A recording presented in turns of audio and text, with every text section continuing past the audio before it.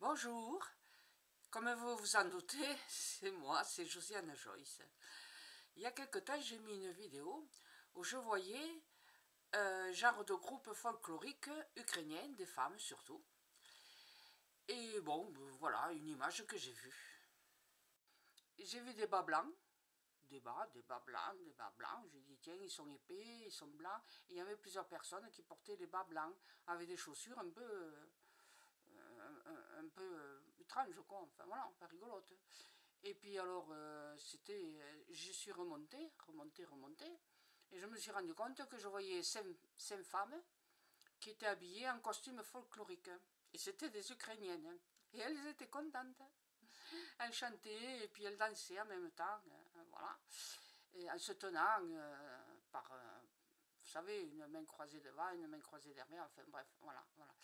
Et donc, elles rigolaient, tout ça. Et il y en avait une, oh, je sais pas, elle devait avoir 20 ou 22 ans.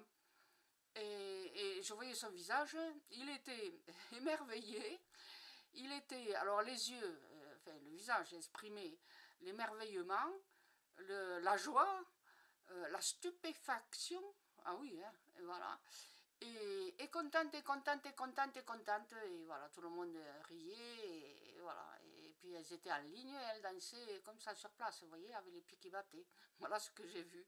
Alors il va se passer quelque chose en Ukraine.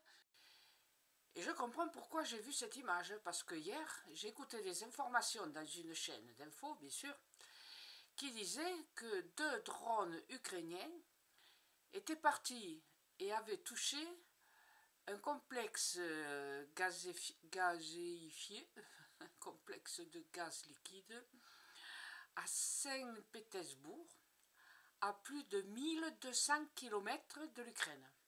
Un exploit, un sacré exploit, disaient les experts, les généraux, que ci, que là, enfin, qui vont sur les chaînes de télé, un sacré exploit. Donc, voilà, quoi. Alors, c'est pour ça que les jeunes filles dansaient. Elles étaient heureuses.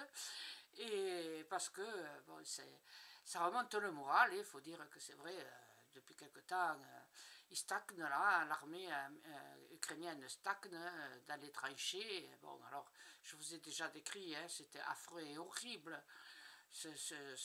L'inconfort qu'ils doivent subir, les soldats ukrainiens. Mais remarquez, c'est pareil en face, hein, mais bon. Et donc, le fait qu'ils puissent atteindre 1200 km de chez eux, un complexe industriel, oulala, c'est quelque chose d'inimaginable. Je dois dire que même les généraux français qui étaient là, ils étaient un peu estomaqués. Bon, des drones qui peuvent aller aussi loin, à 1200 km, avec des tonnes de bombes dans la soute, entre guillemets. La soute, je n'ai pas d'autre mot, je ne sais pas comment ils disent, là, hein, je ne suis pas militaire.